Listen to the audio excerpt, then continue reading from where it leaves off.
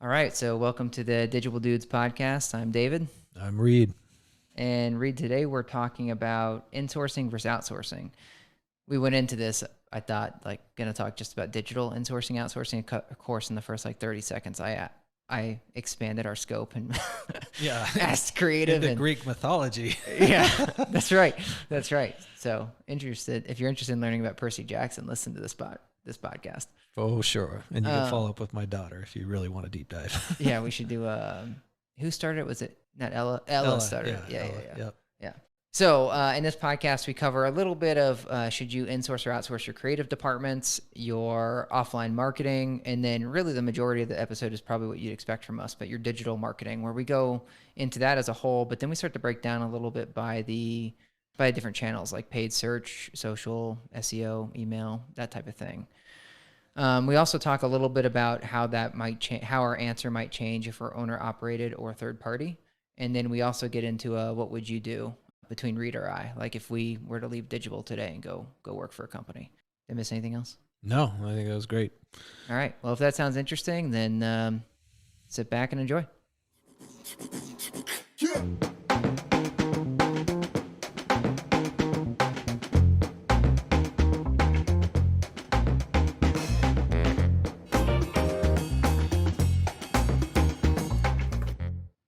Okay, Reid. So we're here to talk about insourcing versus outsourcing your, I guess, digital advertising, or do you want to go? Would you go beyond that? Maybe we should start there. When you talk about insourcing versus outsourcing regarding marketing, what hits your head? Well, yeah, I mean, that's what I guess I've been closest to. So maybe digital marketing, like at large. So a little bit beyond the advertising, like factoring for creative, copywriting data. So you do factor for those things? Yeah, like, I would. I mean, if we're talking about this, as I think we are, like kind of directing it towards a PM company, like whether to insource it or outsource, or what does a hybrid look like? I would factor for all of those, but this would be all related to marketing. Okay. But I think we all appreciate now most of that's going to fall either under data or digital advertising. Yeah. So do you want to start with branding? Like, should you insource or outsource branding? Yeah. Well, I mean, a lot of the things I think people should consider are ubiquitous, right? Like regardless of department. So, because you've been hearing so much lately, and I know you've been listening to Good to Great here, but so much of that applies to me as you think about something like insourcing or outsourcing. And the way Jim Collins puts it is he talks more, I think, in whether you should be pursuing a new service or a new product. And the things he keeps coming back to as he talks about his hedgehog concept, which either one of us can expand on, but it's really just staying disciplined and simple and knowing what, you can be great at. And that's what makes companies move from good to great or maintain greatness. So connecting this to insourcing and outsourcing, and now specifically to creative, the three things that he says are critical to evaluate or ask yourself is the economics, what level of passion. So is this something that you or your team would be super engaged and passionate about? And then whether you can be the best in the world at it. And that may be a little extreme for what we're talking about here with creative, but I think it's still fair to apply those disciplines, right? Which is, if you were to take it inside, would you be able to be competitive, if not better than the option of outsourcing your creative? And then from an economic standpoint, what is it going to require? Is it depending on your portfolio size, right? Is it one designer? Is it two designers? Is it a copywriter? Are you hiring a video editor? Versus the economics of paying somebody else to do that. And then from a passion standpoint, you'd expect, maybe this seems like a foregone conclusion, but that the people you hire may be passionate, but is the company really supportive of it? And that's super important, because I've been in those environments, and I think you have too, where you get some of that lip service where it's like, yeah, we're all about digital. But then it doesn't really, I guess, shake out that way.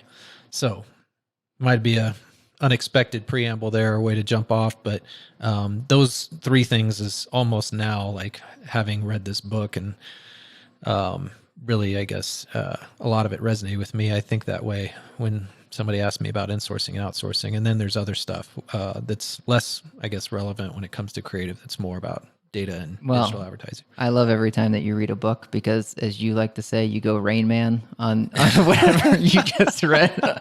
You're like, you read Good to Great, and you're like, can we be the best? Can we be the best? That's true. Until you find another book. Yeah, I'm probably saying it in my sleep too. Slightly off topic, but I will say I did. You and your daughter and I are going to have a book club competition because last night I started reading Percy Jackson. No, you didn't. No, you didn't. I downloaded the sample because I was like, I was reading this apocalyptic book before, and then I was like, I need something a little bit different when I picked the next one. So I'm on The Lightning Thief, and I'm like, I don't know, 21% in or something. Oh my God. It's good. It's great. I really enjoy it. My nephews read it. They love it. My cousins have read it. For somehow it missed me, but I've really enjoyed reading with my daughters each night, and now Avery's into it. So I got two daughters, and soon enough Sterling will be on board as well. It's quirky. You know, there's even the titles when you just flip through the book are really fun. Yeah. So definitely off topic, but Ella will take you up on that big time. Yeah, I can't wait. I feel like I actually feel the pressure that I have to pay more attention because I know that when I talk to them about it, they're gonna Ella school me, grill you. Yeah, I mean, last thing, I know I'm totally off topic now, but we were downstairs watching, of course, that horrible but incredible documentary, Tiger King. When I say horrible and terrible, hopefully people know what I mean. But and they always come down in the middle of us streaming stuff late at night, and I can't sleep, or last night actually Avery was like, I'm thinking about the coronavirus too much, Daddy. But Ella came down a couple nights ago, and somehow Percy Jackson, I think she had finished another one of the books, right? There's a ton of them. And I was like, that's great. And she's like, I'm so tired. And I was like, yeah, well, there's got to be a Greek god of, sleepiness. And she was like, Hypnos. And I was like, Ella. And she's like, it's Hypnos. And I was like, well, that kind of makes sense, Yeah. I was thinking about hypnosis and hypnotic, and sure enough, I searched it and she nailed it. I was like, I could say God of anything. I bet she'd know. That's how dialed in she is. Well, what I love about these books is like I enjoyed Harry Potter quite a bit because it's a good story, but at least with Percy, I feel like I'm gonna get re-educated in some of the Greek mythology. Oh yeah, it's super educational. Now I got like centaurs, minotaurs, satyrs. Like I know all these beasts, or half-bloods, as they say. Yeah, it's crazy. Yeah. So, anyways, back to creative. Yeah. Well, on insourcing, outsourcing creative, I think you're right about portfolio size. I feel like it'd be really healthy for us to run the numbers at some point and find out like if you're, let's say, an A assets are above, how many you need to make it ROI out, because creative agencies are expensive, and some creative agencies are very low margin, like they're barely making it by, but then there are creative agencies that make quite a bit of fluff. And a lot of times the reason they need to make so much is because the work is so ad hoc, right? Like it's not a consistent, so it's hard to build a business on unless you have really good margin whenever you do get a project. So I'm sure you're right that there's a portfolio size where it makes sense. Like I know I did a podcast with Brenda from Excelsior, and I think they started when they had maybe like 10 properties or so that they were sharing, and it seemed like that worked out for them. But I don't know how much below 10 it would still ROI out. So I don't have much more to say on creative, except for the fact that I believe that if it's an in-house team with creative, you're probably going to get a lot more. When they do get a project, there's probably going to be a lot more care, and they're probably going to be much closer to the actual asset and everything else that's happening, because you and I have worked with creative agencies, and because you're getting charged by the hour, it's hard to just clue them into everything. Like, oh, why did we build this common space this way? Or what's the real theme of the building? Like, it's hard to clue them into that because they're just sort of like on the periphery. So if you have someone in-house, I feel like it's probably going to be, generally speaking, all things being equal, done better. But I don't know like enough about at which property count that could make sense to insource versus outsource. Yeah, I think the other big factor beyond just size is, are you more an acquisition or do you churn like third party? And even I guess to some extent you see some of that with institutional that are really aggressively building up their portfolio. But that that would mean a lot more work, right? Because you've said it many times, the heavy lifting when it comes to the creative side is not for digital campaigns, it's in the initial brand build out. And so that then again becomes somewhat of a mathematical equation where it's like, what's the number of assets that we're intending on branding or acquiring, building over the next couple of years, and then sizing that work and saying, okay, should we, build a team to do this because we know we're going to have that kind of volume, or should we outsource it? Right. There's also, what's interesting about that is I wonder how many more deals you would win if you had an in-house branding, because we know this, owners like to be wowed. Right. And so if you have an in-house team, I feel like then you have Don Draper going with you to help pitch the owner, and that you would think you'd win more deals. Right. Then if you're like, oh, well, we're going to hire this agency, they're terrific, $200 an hour. But you can still, it's not quite the same, but you can still get the Don Draper effect and be probably pretty transparent about that, which is we said that before ourselves when we were doing more work with Emerson up in Boulder, where it's like, these guys are phenomenal. And we gave them open credit all the time. And that was still, in a way, not an advantage for us. But all I'm saying is that if you were, I'll use RKW, and you had somebody like that you were working with, I think you would put Andy in front of them all day, even knowing that that's not our full-time employee. You would, but then you wonder, like, and I was just talking to a consultant last week about this that was looking for advice moving from the property management side to a vendor of sorts as a consultant. And I was saying, well, if you're not careful here, then it could be like, well, you've gone and pitched this with the Don Draper. And they're like, well, I like the Don Draper, but the rest of it, it's like, meh, I like this other team better. So I'm going to use Don Draper now at this other team, unless there's some sort of rules of engagement that's set up where it's like Don doesn't go with the other. Yeah, that's fair. The other part I like about not just creative, but creative, it almost, to me, is more of a powerful argument about insourcing is ownership and the cultural benefit of it. And you and I made a decision very early with Nicole about whether we were going to insource or outsource our paid campaigns. Because as a startup, it's a heck of a lot easier, way less risky too, to outsource all that. And we decided that we wanted more ownership, and you could, and we will get into this more about like owning the data, owning, the IP, but owning, and this, not to come off the wrong way, but owning the people. There's a lot of power to that. I think what that can deliver, as far as morale, but also accountability, and certainly there's two different ways to kind of approach vendor versus insource on accountability. But I'm merely saying, like, when you think about branding, it's like, if you and I were to start, I guess getting some money and getting some investors and saying, hey, we want to do a third party or, an institutional like PM company, I could see us wanting that creative in-house. Totally. For that reason alone. I think the culture thing cannot be understated. I think that makes a huge difference. Now, again, I think there's probably a difference between B and C assets versus A assets and lease ups. That's just off the bat. I know B and C don't get the same investment when it comes to, well, marketing, let alone creative. So I don't know how much benefit there'd be there. You know? Well, this maybe is a transition now from creative to wherever you were going to go next. Offline marketing. Oh, offline. Oh, well, you threw me for a curveball there. I was just going to say that I remember when I first, I guess, was in a position to really make some of those calls or business cases. And that was when I was in Austin at the Statesman. And too well, my passion, enthusiasm for video, but it just felt almost hypocritical for me to be, kind of raising my hand, shouting from the mountaintops that, we're going to get way more committed there. And we're going to have somebody else do all the work. And so it made sense to me that we would at least have one or two people that were kind of internal evangelists, if you will. Mm-hmm. And so I could see the same thing where it's like, this doesn't make sense for us to fully outsource or insource our creative, but it's important if we're going to put this much emphasis on it with our clients that we have at least a couple of people full time. Yeah. Well, the reason I was going to offline marketing is it's going to hit that and then move to digital.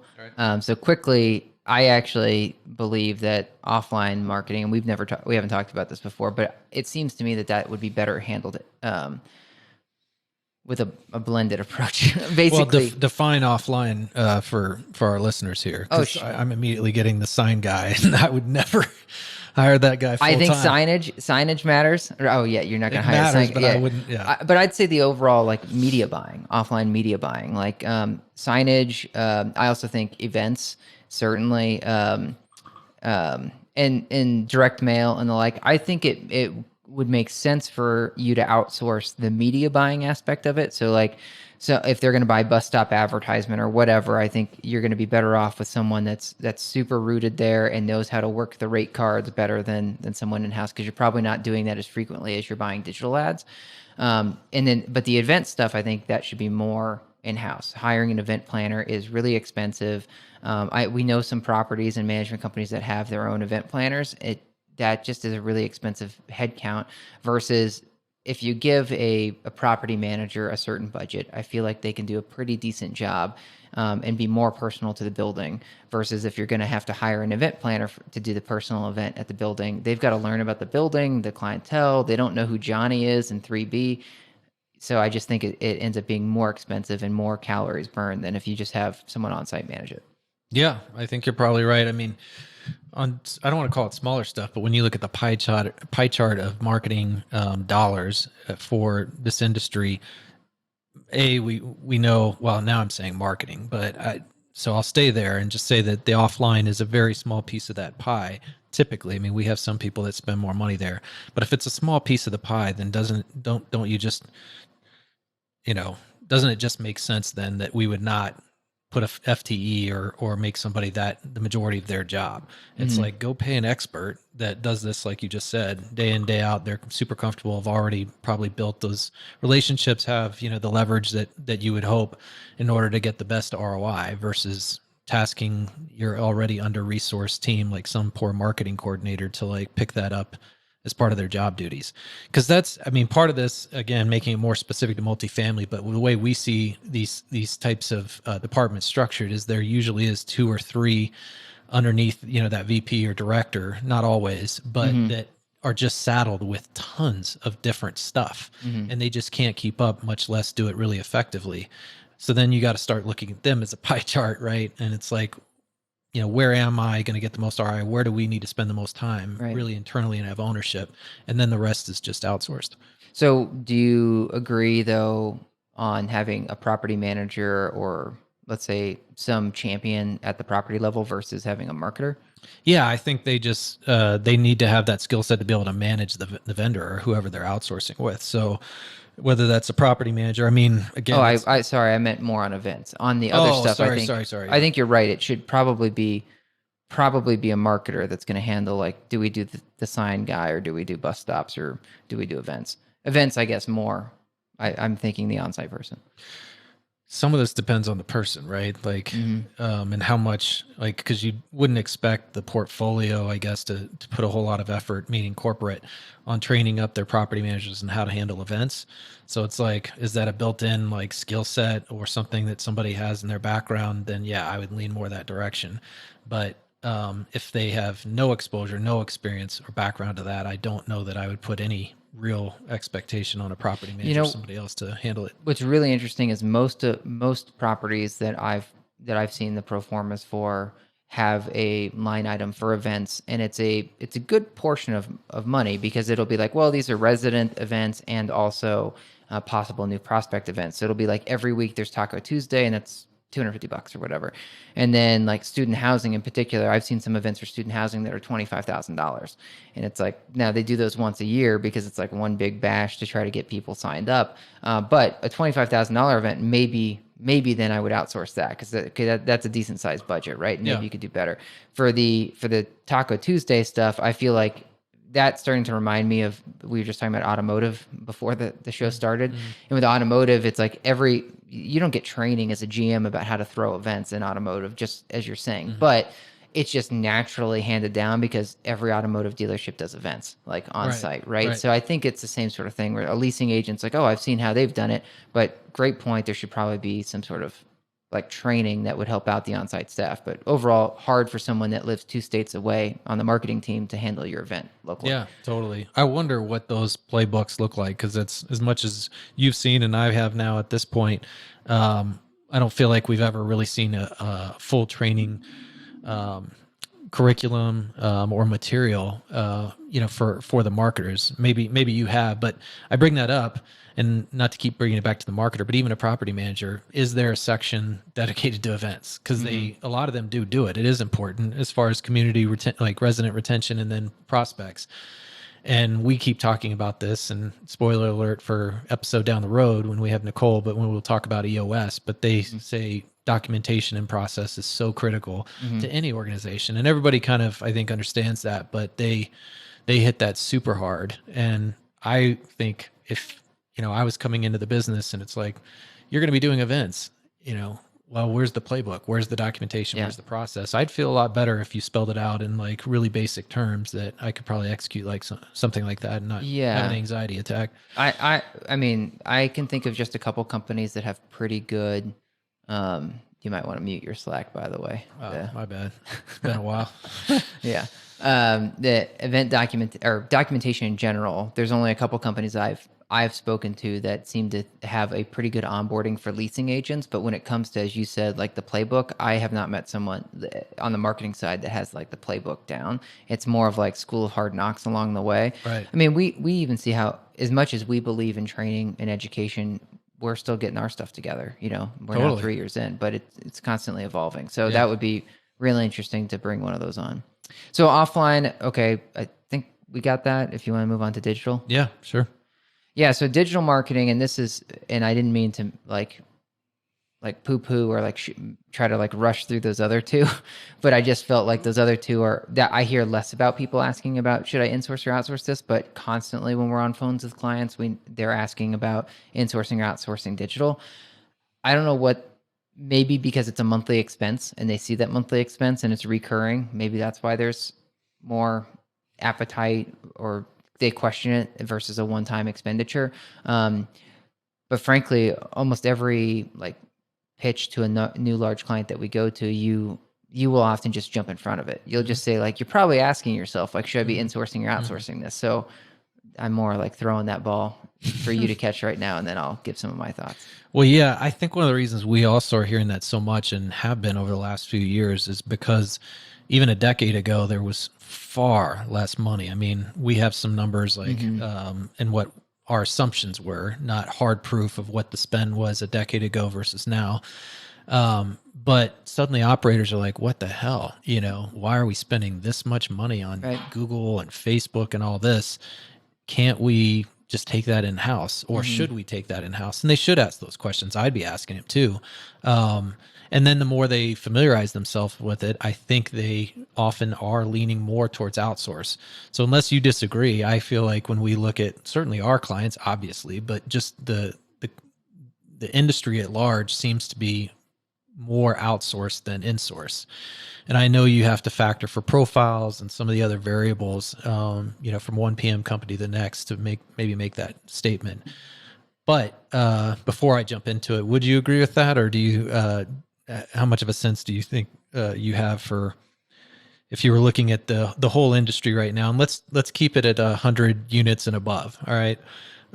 What % do you think are outsourcing their digital advertising versus running it in-house? Well, there's two camps, certainly, owner-operator versus third-party. Owner-operators tend to do stuff more in-house than third-party. And there's also a selection bias here. If they're talking to us, it's because they are interested possibly in outsourcing, right? So we certainly don't, we're not going to get on the phone, or people don't come across our radar if they're totally in-house all the time.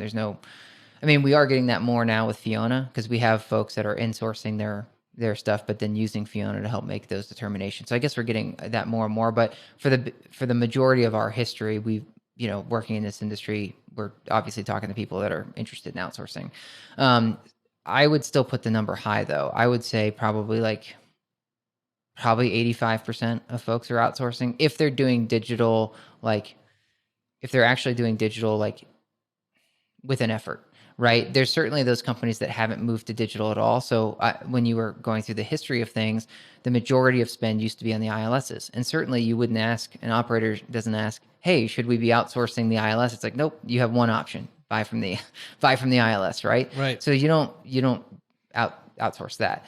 Then as people have started to transition their dollars to Google and Facebook, it's natural now to ask the question, should we really be hiring someone for that, or should we be doing it in-house? Particularly when you start to look at the fees, because they always ask like, what are the management fees? Like, well, shoot, that's a lot of cash. Like, if you just think of it as labor and not the additional tech that you need to really run campaigns effectively, it looks like, well, this makes total sense, or it could look like it makes total sense to bring it in-house once you have a certain scale of properties. So I'd still put like 80-85% of the folks that are, and maybe even higher than that, but of the folks that are running digital as a significant portion of their lead generation or outsourcing. Yep. Yeah, I feel like in the top 25 in MHC, it may be even higher than that. Right.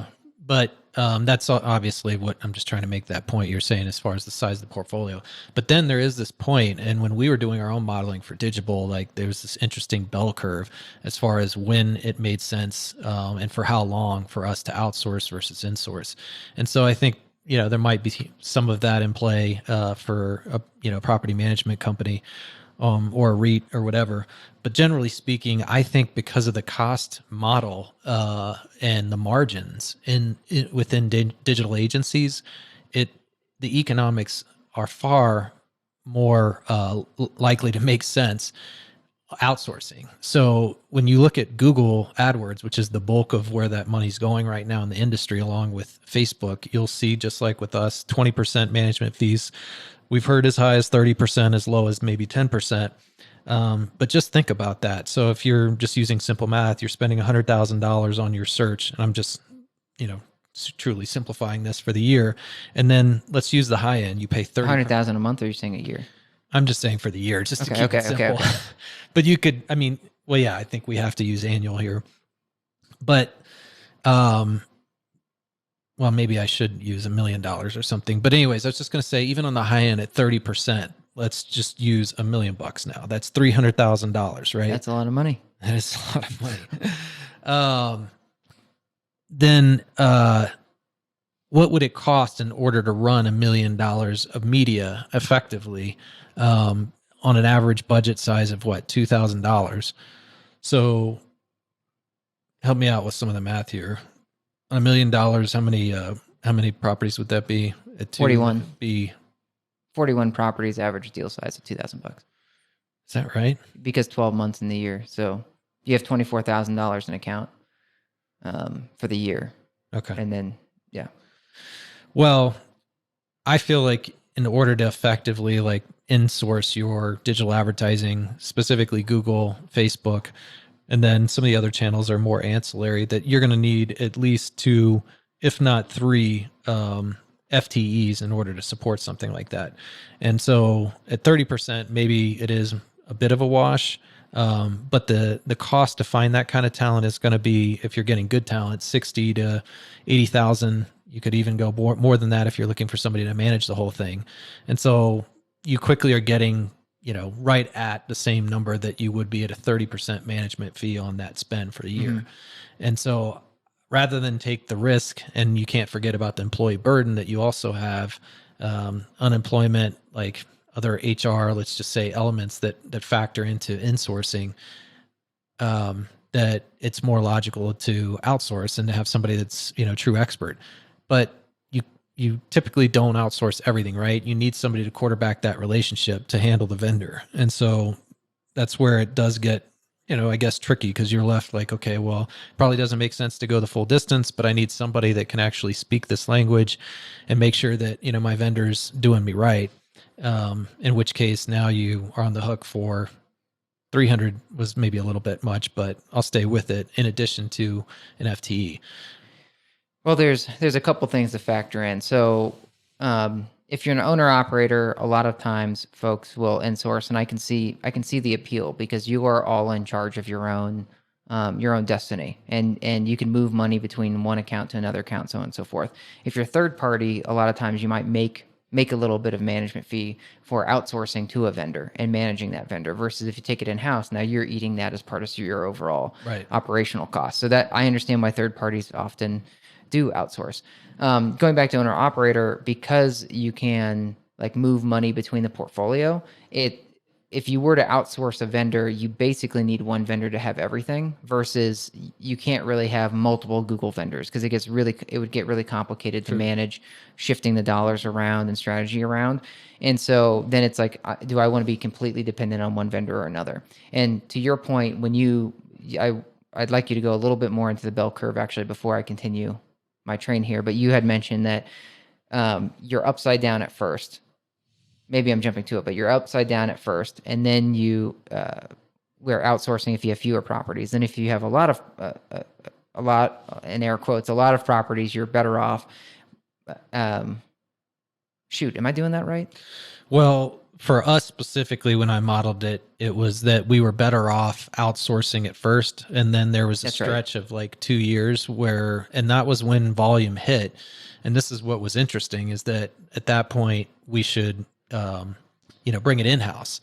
And then it went back to outsourcing like 5 years out. Right. Do you remember how many properties each roundabouts those were? No, I need to pull that up. I should have had that prepared.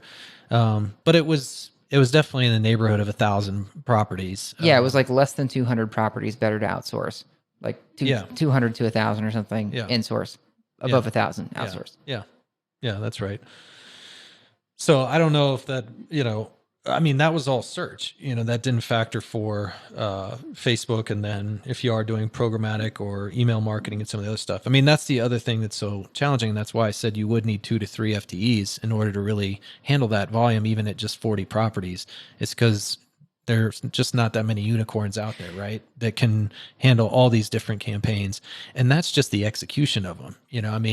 Forget about the data modeling and the science and that's where I'm going. The creative. Yeah. There's a lot more to it. As you mentioned, like less than 200 accounts being better to outsource. There's a lot of reasons there because usually the person that's executing the campaigns is not the Wizard of Oz that knows that is making like new optimization, like high level strategy decisions. The person that's doing that sort of magician strategic work and is the maestro of things is not the one that's like doing the pacing individually. Because as we know from our folks, for them to pace, it takes 12 hours a week for them to do pacing. Right. Well, that's a lot of time that someone with, a lot of experience could be doing something better than clicking buttons to repace, right? Totally. And then back to if you have less than 200 properties, that's the majority of the industry. And because there's more to it. So you need the maestro, then you need the actual doer, right? And then you need the tech. So as like call tracking, most apartment companies don't have to pay for their own call tracking, but call tracking costs are enormous. And you only really start to make it doable when you get to volume. That's why like ILM, us, other folks can provide call tracking free of charge just because there's a certain volume we're doing. So we get it cut rate enough that basically it's a wash to the other folks. If you're early on, it's hard to outsource eat the cost of the call tracking. Then there's the tech, like the bid budget management tech. So they take a couple percentage points of whatever your spend is, and you get the more volume you have. More like 3 to 3.5 for a smaller portfolio. Right. And it could be even 5%. In fact, if you use one of these bid budget management systems for social, some of the social management systems takes 40 or 50% to run their AI versus that's crazy. Search is more commoditized at this point. So to your point, you can get 3.5%, 4%. At volume, you can get that down to 1.5%. So again, you have to have volume to cut your costs there. So there's it's not tech per se, like to actually execute the campaigns, but you have things like SEMrush, like there's other like intelligence, like BI stuff that you would data warehouses. Yeah, exactly. That you'd want to invest in. So all that stuff adds up. And reporting. So reporting, data warehouse. Everyone has a data lake or data warehouse, or they think they do at this point. There's a certain expense that goes into like building out a Snowflake data warehouse and then adding Tableau on top of it, and then having your data science dude that pulls it together. And then on the reporting side, data warehouses and Tableau don't easily handle all of the ad network connections that you need to do if you're running a multi-channel campaign. So if you want to buy into what a lot of folks in the industry are using now is either TapClicks or NinjaCat, and the minimum spends on a TapClicks or NinjaCat are like $2,500 a month, right? And actually, I think NinjaCat may have withdrawn I think they're now at a $5,000 a month minimum, which that's hard to wrap your head around when you think, oh, I've got a 40 property portfolio. So I mean, you're paying not quite $100 an account to do just ad reporting on, not Right. even the labor associated with it. Right. So back to it, if you have less than a couple hundred properties, it's really hard to insource, and that's not even talking about the lack of expertise that you get. We've seen this cyclical nature happen a couple times where we'll work with companies in outsource capacity. They bring the capacity, they'll bring it in house. Then 18 months later, they'll outsource it again because it's like, shoot, man, we got too complacent. We were just plugging away, doing the tasks, and we learned that we lost our edge, and we didn't know how to be, as forward as we used to be when it came to digital. So there's a cyclical nature that happens, it seems, in the industry that we've witnessed. So Yeah, and won't name names, but I've just seen that play out multiple times, even in the short 3 years that we've been that we've had Digible. Obviously, we were in it for a few years before this, but I don't want to say I feel for them. I root them on typically when I see that happen. Meaning, transition, new guard, comes in, and you see 5 or 6 like jobs open up right away, and they start hiring that team. Because they're fighting that fight. Of, hey, we can do this, we can insource. And then I don't want to say inevitably, but more often than not, a year, 2 years later, they're back to outsourcing again. Yeah. So that's why I say, and it's not to be too convenient with it, but that it seems like the best approach is a balance. But I think you're better off and safer having people managing agencies, but still having some really strong digital talent internally, rather than saying, hey, we're also going to execute the campaigns as well. Like taking it full soup to nuts at a portfolio that really is 40 to 50 or larger is going to be, minimum 250, if not $350,000 to pull off. And at that point, you're going to be paying the same or less by just having an agency do it. Yeah, I think so. Now getting into the products, and we won't extend this too much, I don't think, anyways. But there's certain products that could make sense, as you're saying, to blend that insource versus outsource with, right? So search, super hard to. Search is so commoditized at this point. For most agencies, search is basically a wash. It's kind of what do they call it? Like the loss leader? Yeah, gateway, sure. Yeah. It basically, it barely pays for itself. Like if you, in fact, if you accidentally overspend by 1 or 2% per month on your campaigns, you are now in the red. You're losing money because you just don't have any room for error. So, anyways, so search in some ways is super risky for the agency, because if they foul up, they're just underwater basically for the year on that campaign.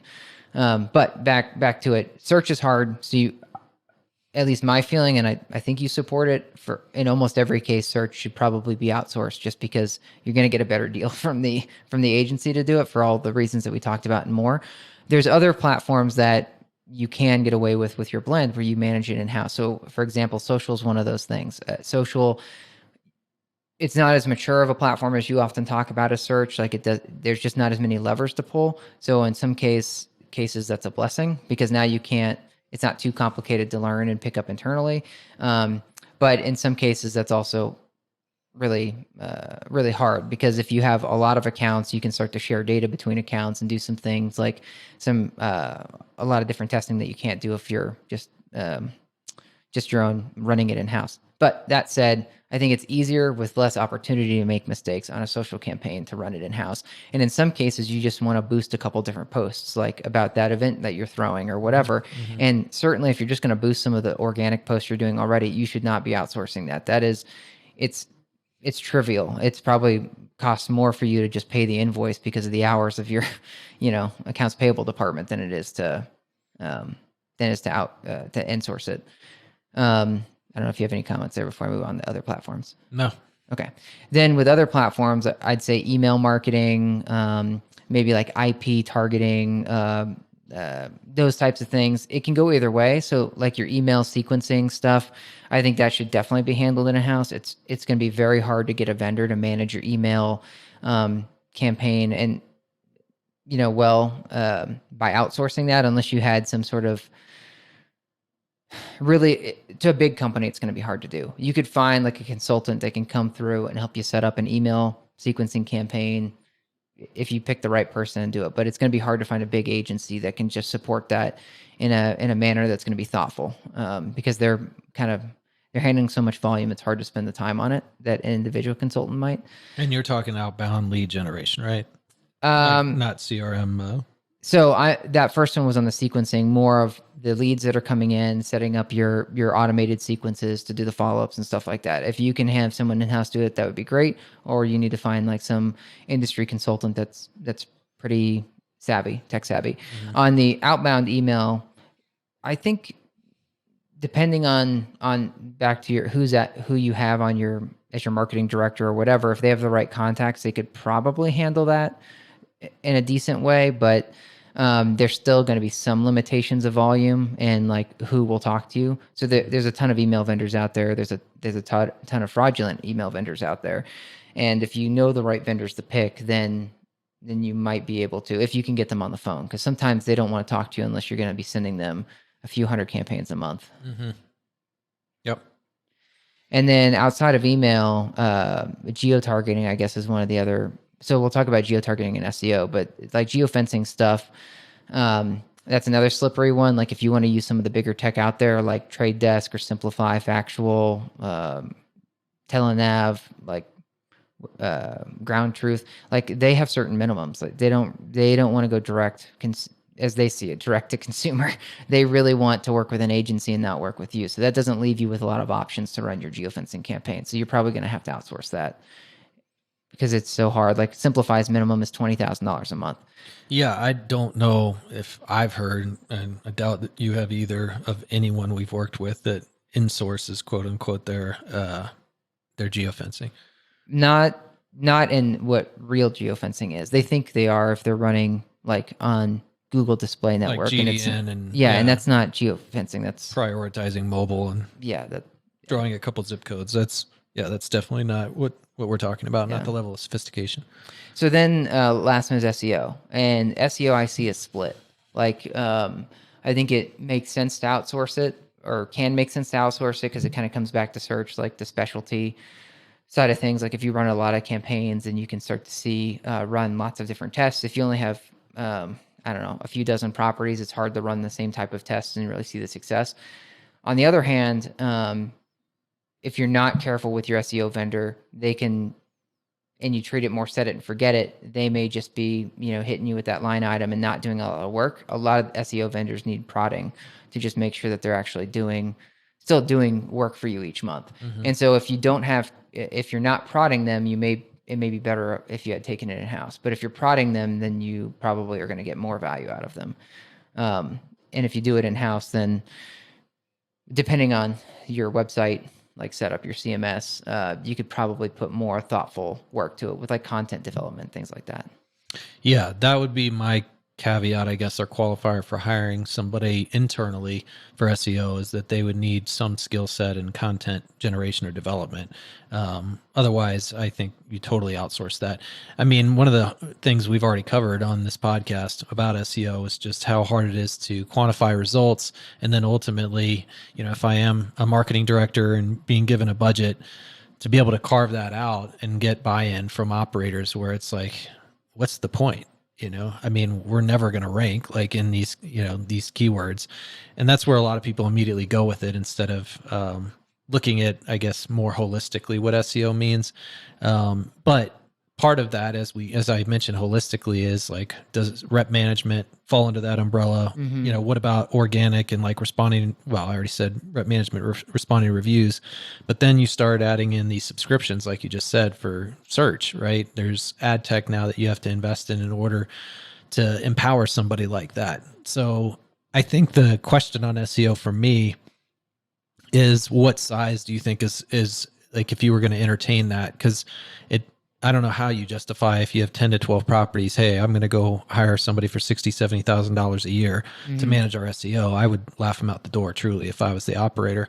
But at 40 or 50, suddenly it could make more sense. I'd still want you to, give me a strong business case. But you still need then the maestro. Yeah. Right? Don't you believe it would be hard to find like a self-directed SEO person at $50K?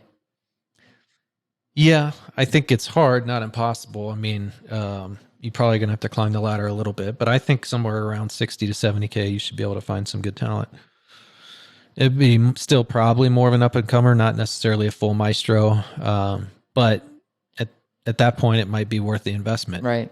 Maybe they're Especially treated, if they have the content like skills, like to be able to generate and do some copywriting, things like that. I could see it as someone in that case if their scope of work was increased, where they're doing helping, let's say, manage the other vendors, like getting tracking set up, really watching goals, doing basically like helping with the total like attribution of things across vendors. If it was pure like, hey, you're going to just do SEO for a portfolio of 40 properties, it would still be hard for me to get behind that. But if it's more like, well, now it's someone on the inside, they can start to make the data hookups to some of the outside vendors and then work more in collaboration with them, I could definitely see some like a benefit to that. Yeah. And I've got one person in mind that, well, I'll mention to you afterwards. I just didn't want to name names. Well, it's also the constraints, I think, that it makes it hard to justify. So if you get that maestro, it's like, okay, now, especially if you're third party, but I'm going to be working within 4 or 5 different, CRMs or CMSs, I should say. And, I can only do so much with that. I can't be as mobile as I'd like, because we talk a lot about CRO and that we are still talking about that, whether we can support that or not. Goosebumps now. Yeah. Now you're talking. But that would be one of those expectations I'd have if I hired somebody. It's like, I really want you to optimize the site for conversions, because that I can quantify. It's like we have been, before we hired this role, converting at 2%, and now you're converting our organic or our paid at 6%. Well, that's interesting. Yeah, see, that's where if the scope increased from the normal SEO work and it started to include things like basically the website UX, UI for the CRO purpose, you could get tremendous value out of a $70,000 person at that. But they're convinced that because they, pick one, right? Intrada, Real Page, Appfolio, whatever it is, Yardi, that person isn't going to have that flexibility, right, to do that. Right. I mean, we've seen that when we get the keys, and it's like, here you go, Bailey, or Guido. At the time, it's like, tell us what you think. It's like, well, you can't do this, you can't do that, right. And so then it quickly devolves, and then like, quickly you have someone, and we've seen this 100 times, but now like they have part of their portfolio on top of WordPress, right? Because it gives them the flexibility. But now it takes 18 months to 2 years to get that done. They leave, or the position's eliminated or something, and now you have all these WordPress sites and nobody can really, right. Basically the person that built it can do it. Right. Or you have to get some outside consultant that now you're handcuffed to. And so then they try to transition back to one of the platforms that ease of use for, if that person leaves. Yep. Yeah, I feel like I'd be more inclined to hire in-source SEO if they, again, were really strong with content, not just in developing it, but knowing how to optimize and promote it, versus somebody that was super technical. For the reasons we just said, like you're basically handcuffing, in most cases, somebody that's super technical. But if you're not, and you're on WordPress and they have more, opportunity to build, or improve your conversion rate, then what you just said is true. Like you're in danger 18 months later of like, okay, what do we do now if that person walks out? It's like having that engineer that you're now like wed to. With. Yeah. So if I recap, at least from what I heard from the two of us riffing on this, is it seems that you should probably outsource your search. If you're owner operated, maybe there's an asterisk there. The opportunity to outsource is probably best found in with social, insource is with social. But what I didn't put, my qualifier, I don't know if you have something different here, but it would depend on the size of your budget. If you have very low budget on social, funny enough, it makes sense I would believe, to insource. So you're not taking a large fee. If you have a really high budget on social, then I feel like maybe it makes more sense to outsource, because you have more room, or someone else has more room to apply some of that tech that you wouldn't have access to. And I think about some of the crazy stuff that we're not even to the volume yet, like Crimson Hexagon or something, right? Where it's like, well, you need to be spending $100,000 to get on that platform to basically get access to it. So you have to hit some sort of crazy scale to get there. And then maybe depending on your situation with the CMS and SEO, maybe there's something sort of like iffy on if you should insource or outsource that kind of individual. Yeah. Knowing, I guess, just myself, I would I would love to take a run at hiring somebody internally for SEO. I would not jack with search. I would definitely let that be. And I'd probably want that same agency to handle my social. But I think you make a good point as far as, whether the budget's significant or not. That being said, and we've seen this with our own team, it almost takes somebody that's, I guess got a higher skill set to know how to manage a small budget than it is Right. somebody to manage a big one. Because you get a lot more latitude, right? And almost less accountability when it's a bigger budget because there's more freedom versus Well, and the hey, I only got- algorithms have more to work with. yeah, right. Totally. And so there's more built in, I guess, optimizations happening with machine learning and things like that. So what we've talked about, and we won't treat it as any kind of spoiler or anything, but is ILS. Just what a pain point that is. And I don't know when the last time you've had that conversation. Well, actually I do, because it just happened in Minneapolis, but how much time people are spending on that, like internally. So, with any one of our clients, like if they were looking at the course of the month, like how many hours is devoted to it? And it may not be a lot because again, they just see it as something that either they don't have time for, they don't see an ROI to spending more time on it, or because of the contracts as they stand, it's like, there's nothing for us to do. But we both see it as an opportunity, and I'll just say a shame that there isn't any agencies right now that's offering that service. And not to go off on a soapbox, obviously, or too much of a tangent here, but a lot of it is because the ILSs have been so effective at, basically putting up a wall with agencies. So I don't know if you have any quick comments on that, but I thought, unless you were going to go there, I didn't know if you wanted to wrap up with Craigslist. Oh, no, I had something totally different. So I'm good on ILS. I feel like I'd want to do a future episode on that. So let's come back to that. Okay. But on Craigslist, I feel like my gut is like I would probably insource that. You would insource that?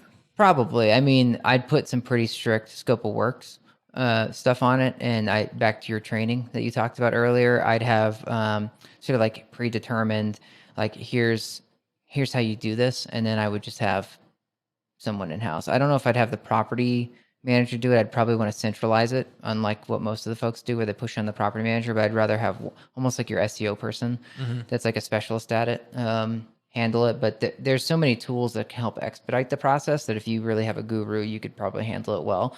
And I think it would be hard to get operators to agree to outsource because it's just not traditional. So like the cost that it would take to get someone to manage multiple posts. I mean, I know there's like bake extra cookies and stuff, but and I think they're a great option, but I think it could even be taken further.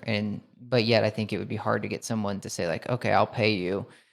I'm paying $100 a month to get my PM to do it with like the little widget or my Chrome extension. And instead I'm going to pay you $500 a month or whatever and make it wicked cool. I think that's hard to get them to fork over for. Yeah. I think the disadvantage Craigslist has is their reporting is so light that reporting? Yeah, exactly. That it makes it difficult to make that business case. But ideally, and frankly, all these areas, but Craigslist in particular, I would, if I was running the show, say, hey, I'd like to have a handful of properties that we're using bake extra cookies or a roof or somebody else that's doing it in the industry. And then I'm going to have a handful that I'm going to let my property manager handle. And I want to see which one wins, because if the performance is there, as far as the outsourcing, I would tend to, I mean, why not, right? It's like I'm going to move more of my properties here because I'm seeing an extra 20 leads a week just by using a professional to do it. Because I do worry about giving that kind of power for a few reasons to a property manager. There is a problem too with the terms of service with Craigslist where someone can't post for you. You have someone on site, which I want to read more thoroughly about, because does that mean that it has to be the on-site person, or could it really be someone 2 states away at corporate? And then why is that okay if you can't then have like your specialty? Party. Yeah, right. And it just seems silly. I don't know if naive is the right word, but they have to know that there's a ton of Craigslist agencies, if you will, or specialists that are out there. So they know that tons of money is being made, but it's just a technicality that they're not actually doing the posting themselves. Right. So it just seems foolish to me. Yeah. Anyways, we can move on. My last thing I wanted to get to was, you get an offer you can't refuse, and you're picked up by some property management company. They have 85 properties, Class A. When you come in, what do you do? Do you insource, outsource? Because I'm curious to hear what you're going to say. I would do a blend. I like, actually, shout out to Joya here, but I like the RKW setup. I really applaud the fact that they brought in a data scientist or analyst to try and make sense out of not just the marketing data, but also the operational data. So I for sure would want an analyst or a scientist. That would be one of my first hires. I think there's so much value in that, also to help guide whoever and whatever I was outsourcing. But on the search side, I definitely would outsource. I wouldn't try and take that on. I wouldn't try and take on social. I would probably go get an SEO person, and then I'd get one or two. You said 85 properties, so I'd get at least one digital marketing manager that I thought had the chops to manage the majority of it, as far as strategically, trying to piece that together. Yeah. So if that's your team, you have 4 headcount, including yourself. Yeah, I wouldn't take on the creative unless I was like crazy acquisition. It's like, we're going to be adding 40 properties this year. Then, that may make me think differently, especially if that was the long-term plan. Mm-hmm. But otherwise, yeah, my head count would probably be 4 or 5. So be an analyst, somebody on the SEO front, somebody that was kind of on top of all of it, if you will, like management. And then, and depending at the grade of those people, you're over $300,000 between 4 people. Yeah. Yeah. On 85 properties, and if the average budget is like all in like $4,000 a month on 80, it's funny how quick that adds up, where it's like, oh shoot, all of a sudden, like, we're a significant portion of the overall budget. Yeah. And that's without you managing all of the stuff. Yeah, true. Well, would you go a different route? It's hard because I can't imagine you fully outsourcing everything, and I can't imagine you fully insourcing everything. Well, that's what I was curious to see. I don't mean to lead. Well, it's funny because on one hand, it's like, oh shoot, we've built an agency, so we should be able to take this in-house. We know the shortcuts or whatever. But even the deals that we've been able to pen with the different like tech vendors that we have, just the tech stacks to do what we do. Like, the only reason they agreed to come talk to us when we were small potatoes, which 80 properties would be small potatoes, is because they knew the growth pattern, the history of growth that we had. Mm-hmm. And that's why even now we're still not quite hitting the benchmarks of what some of these folks want for their for their campaign volumes. Right. And that's after 3 years and, a lot of growth. Yeah, a lot of growth. So I think I would be super frustrated because I wouldn't have a go-to. This is unfortunate that I say this, but I wouldn't have a go-to company. I wouldn't even know where I would go. Like when we first started and we were saying, hey, let's outsource search, or let's talk about it because it's better off for us. We looked at, I don't know, a half dozen folks, and none of them felt good. Yeah. And that's not just because of the control that you talked about and the ownership we wanted, but they just didn't feel like they hit the mark of what we needed and expected. Yeah. And so, yeah, that would be my rub. Is I think I would get actually really kind of. In fact, I can already feel like I'm starting to get heated inside because there's not a good option. Yeah.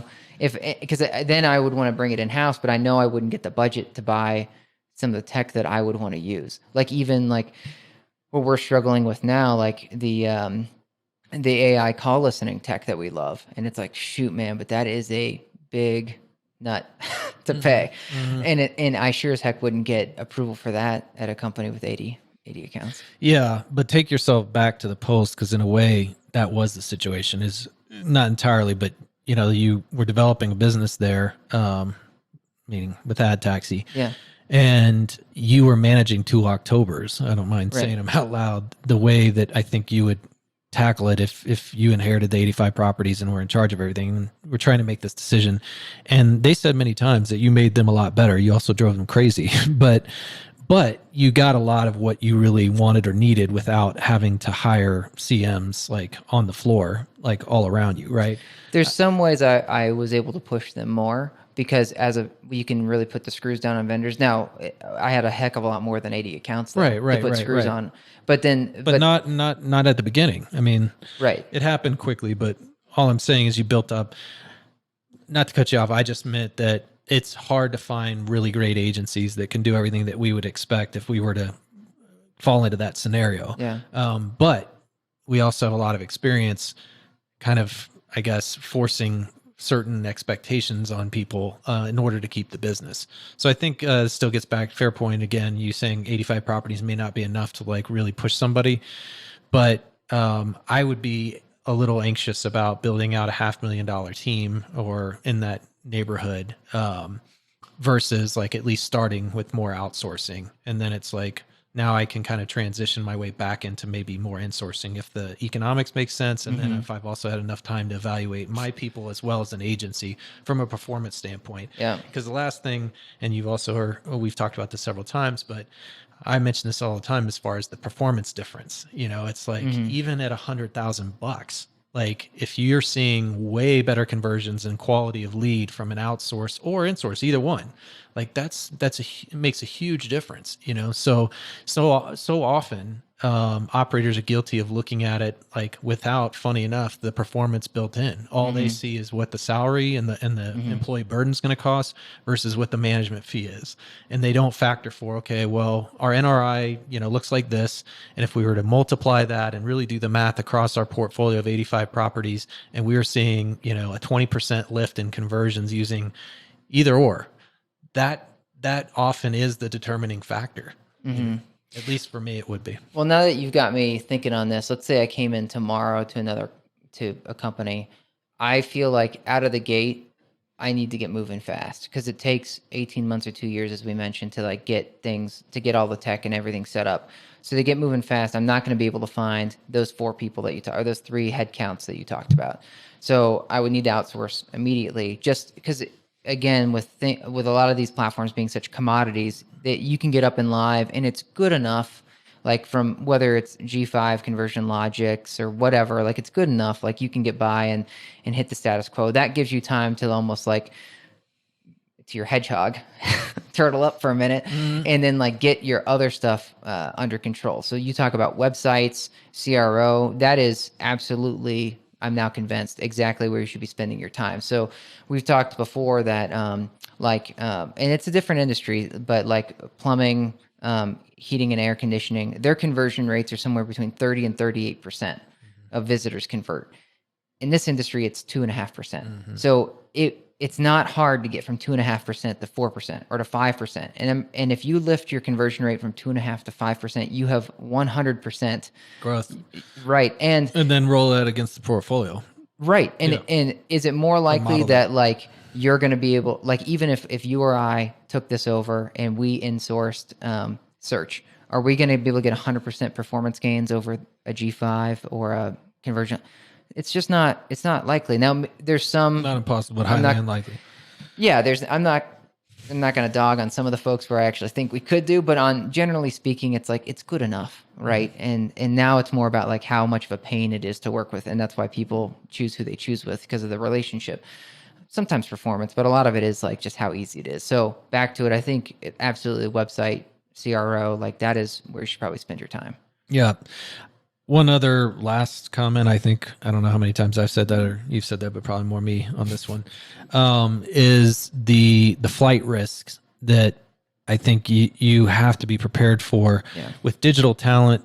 You're always dealing with that. I mean, we all probably know just some of those stats now about millennials, like don't like keeping jobs for more than 18 months, but it's even harder when it comes to digital talent. And then if you're not an agency, right, you're not in the tech side of things and you don't really have a lot of upward mobility, what are you offering to them other than a stepping stone? And I think some realize that more than others, but that's a hard thing, right? Because you want to build up equity, the IP we're talking about, the processes, the performance, the data, and that takes time. And by the time that's really materialized, and back to the hedgehog, they say a lot of companies, organizations take 4 years to even really discover what they're great at. And by the time that happens, you're already turning more people over because they just don't see a reason to stay.